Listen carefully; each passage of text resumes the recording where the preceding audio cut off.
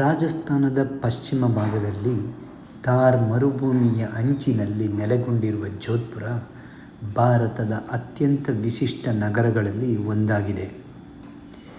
ನೀವು ಈಗ ಕಾಣುತ್ತಿರುವ ಈ ಮೇಲ್ನೋಟ ಸ್ಥಳೀಯವಾಗಿ ಬ್ರಹ್ಮಪುರಿ ಹಾಗೂ ಅದರ ಸುತ್ತಲಿನ ಪ್ರದೇಶಗಳಿಗೆ ಪ್ರಸಿದ್ಧವಾದ ಬ್ಲೂ ಸಿಟಿ ಎಂದು ಕರೆಯಲ್ಪಡುವ ಭಾಗ. ಇಲ್ಲಿ ನೀಲಿ ಬಣ್ಣ ಕೇವಲ ಅಲಂಕಾರಕ್ಕೆ ಮಾತ್ರವಲ್ಲ, ಇದು ಇತಿಹಾಸ, ವಾತಾವರಣ ಮತ್ತು ಸಂಪ್ರದಾಯಗಳ ಸಂಯೋಜನೆ. 14ನೇ ಶತಮಾನದ ಜೋಧಾ ಸಿಂಗ್ ಸ್ಥಾಪಿಸಿದ ಈ ನಗರವು ಶತಮಾನಗಳ ನಂತರವೂ ತನ್ನ ಬಣ್ಣ ಮತ್ತು ಪರಿಸರವನ್ನು ಉಳಿಸಿಕೊಂಡಿದೆ. ನೀಲಿ ಬಣ್ಣ, ಎಲ್ಲಿ ನೋಡಿದರೂ ನೀಲಿ.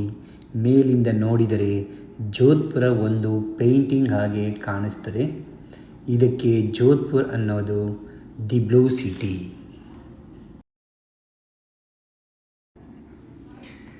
ಈಗ ಕೋಟೆಯ ಮೇಲ್ಭಾಗದಿಂದ ನಾವು ನಿಧಾನವಾಗಿ ಕೆಳಗಡೆ ಇಳಿಯುತ್ತಿದ್ದೇವೆ.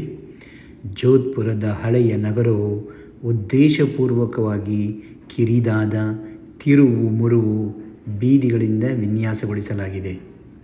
ಇದಕ್ಕೆ ಕಾರಣಗಳು ಗಾಳಿ ನೇರವಾಗಿ ಬೀಸುವುದನ್ನು ತಡೆದು ಒಳಬೀದಿಗಳು ತಂಪಾಗಿರಲು, ಮರುಭೂಮಿ ದರೋಡೆಗಾರರ ದಾಳಿಯಿಂದ ನಗರವನ್ನು ರಕ್ಷಿಸಲು, ಮನೆಗಳು ಪರಸ್ಪರ ನೆರಳು ನೀಡುವಂತೆ ಕಟ್ಟಲು.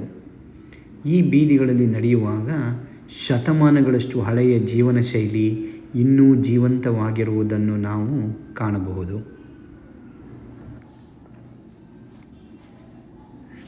ನೋಡಿ, ಈ ದಾರಿ ಎಷ್ಟೊಂದು ಕಿರಿದಾಗಿದೆ. ನಮ್ಮ ಜೊತೆ ನಮ್ಮ ವಿದ್ಯಾರ್ಥಿಗಳು ಇದ್ದಾರೆ. ಈ ಐತಿಹಾಸಿಕ ಪಟ್ಟಣದ ಕಲೆಯನ್ನು, ಸಂಸ್ಕೃತಿಯನ್ನು ನೇರವಾಗಿ ಅನುಭವಿಸುತ್ತಾ ಈ ಇಳಿಜಾರಿನ ಹಾದಿಗಳು, ಕಿರಿದಾದ ರಸ್ತೆಗಳು, ಮನೆಗಳ ಮಧ್ಯೆ ಹಾದು ಹೋಗುವ ಈ ದಾರಿಗಳು ಇವು ಜೋಧ್ಪುರದ ನಿತ್ಯ ಜೀವನದ ಒಂದು ಭಾಗ. ಜೋಧ್ಪುರವನ್ನು ಸೂರ್ಯನ ನಗರಿ ಎಂದು ಹೇಳುತ್ತಾರೆ. ಬಿಸಿಲು ಅಬ್ಬರಿಸುವ ಈ ಭಾಗದಲ್ಲಿ ನೀಲಿ ಬಣ್ಣ ಮಾತ್ರ ತಂಪಿನ ಮತ್ತು ಶಾಂತಿಯ ಸಂಕೇತ. ನೂರಾರು ವರ್ಷಗಳ ಪೈಪೋಟಿಯಲ್ಲೂ ತಮ್ಮ ಪರಂಪರೆಯನ್ನು ಕಾಪಾಡಿಕೊಂಡಿರುವ ಈ ಮನೆಗಳು ಇಂದಿಗೂ ಜೋಧ್ಪುರದ ಆಕರ್ಷಣೀಯ ಕೇಂದ್ರ.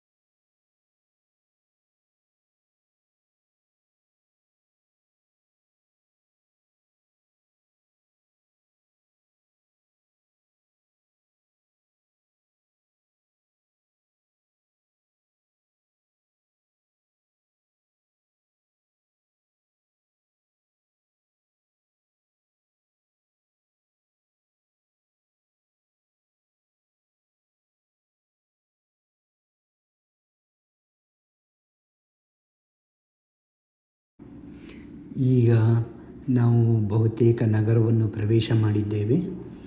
4 ದಿಸೆಗಳಲ್ಲೂ ಹರಡಿರುವ ಈ ನೀಲಿ ಮನೆಗಳ ಸಮುದ್ರ ನೋಡುವುದೇ ಚೆಂದ.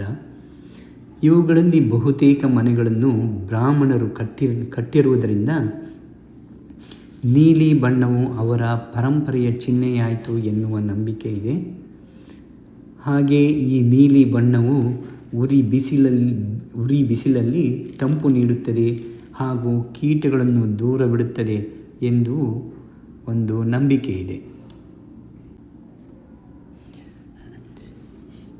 ನಾವು ಈಗ ಈ ನೀಲಿ ನಗರದಿಂದ ಹೊರಡ್ತಾ ಇದ್ದೀವಿ. ಇದರ ನೆನಪುಗಳು, ಬಣ್ಣಗಳು, ಬೀದಿಗಳು ನಮ್ಮ ಮನಸ್ಸಿನಲ್ಲಿ ಸದಾಕಾಲ ಉಳಿಯುತ್ತವೆ. ಪ್ರವಾಸಿಗರನ್ನು ಮಾರುಗೊಳಿಸುವ ಈ ಜೋಧ್ಪುರದ ಕಥೆಗಳು ಇನ್ನೂ ಜೀವಂತವಾಗಿರುತ್ತವೆ ಹಾಗೂ ನೀಲಿಯ ಮಡಿಲಲ್ಲಿ ಮಲಗಿರುವ ಈ ಬ್ಲೂ ಸಿಟಿಗೆ ನಮ್ಮ ಹೃತ್ಪೂರ್ವಕ ನಮನಗಳು.